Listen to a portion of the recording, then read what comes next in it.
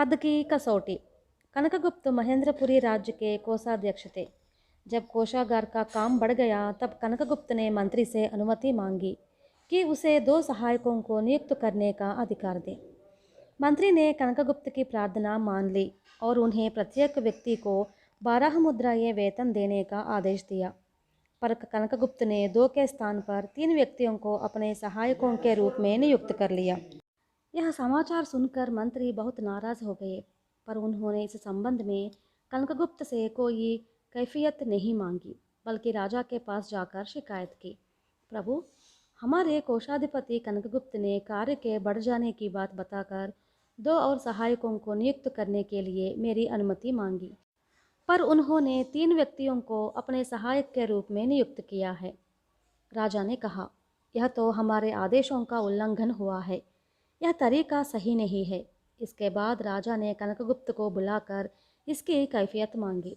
महाराज, मंत्री महोदय ने मुझे आदेश दिया था कि 2 व्यक्तियों को अपने सहायक के रूप में नियुक्त करके प्रत्येक व्यक्ति को 12 मुद्राएं वेतन दूं। यह बात सही है, पर मैंने वेतन 8 मुद्राएं देकर 2 व्यक्तियों की जगह 3 व्यक्तियों को नौकरी दे दी है। कोषाधिपति कनकगुप्त ने उत्तर दिया। राजा ने उसकी ओर क्रोध भरी दृष्टि दौड़ाकर कहा, तुमने ऐसा क्यों किया? यही बात जानने के लिए मैंने तुमको यहाँ पर बुला भेजा है। तुमने मंत्री के आदेश का उल्लंघन क्यों किया है? कनकगुप्त ने विनयपूर्वक उत्तर दिया, महाराज, मंत्री ने 2 व्यक्तियों को मेरे पास भेजा, पर उन व्यक्तियों का परिचय पाने के बाद मैंने सोचा कि एक और व्यक्ति सहायक के रूप में हो जाए तो उचित होगा। राजा ने डांटने के स्वर में कहा, तुम जो कुछ बताना चाहते हो उसे साफ साफ क्यों नहीं बता देते?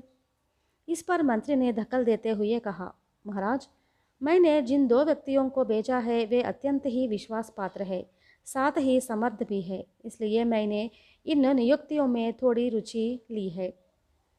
मंत्री महोदय, तुमने बहुत ही अच्छा किया, क्योंकि यह व्यवहार धन से संबंधित है। कोषागार में काम करने वाले व्यक्तियों के लिए ईमानदारी के साथ सामर्थ्य की भी आवश्यकता होती है। यूँ कहकर राजा ने कनकगुप्त की ओर देखा। प्रभु, महामंत्री ने जिन पदों के लिए 2 व्यक्तियों को मेरे पास भेजा है, उनमें एक महामंत्री के मित्र के पुत्र है और दूसरे महारानी के दूर के रिश्तेदार हैं।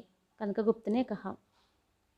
राजा यह उत्तर पाकर मुस्कुरा उठे और पूछा, क्या तुम्हारी दृष्टि में ऐसे लोग कोषागार में छोटे पदों के योग्य नहीं होते? प्रभु, यह प्रश्न योग्यता से संबंधित नहीं है। मैंने सोचा कि ऐसे प्रभाव रखने वाले लोगों के द्वारा मैं कठोरता के साथ काम नहीं ले सकता, इसलिए मैंने एक साधारण व्यक्ति को भी वह पद दे दिया है।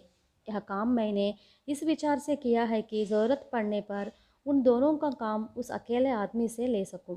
फिर भी महामंत्री ने जो वेतन देने की अनुमति दी है, इससे ज़्यादा न हो, इस बात का भी मैंने ख्याल रखा है। कनकगुप्त ने कैफियत दी।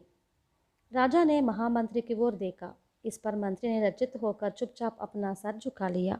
इसके बाद राजा ने यह आदेश निकाला कि कार्य को दृष्टि में रखकर बिना पक्षपात के योग्य व्यक्तियों को नियुक्त करें।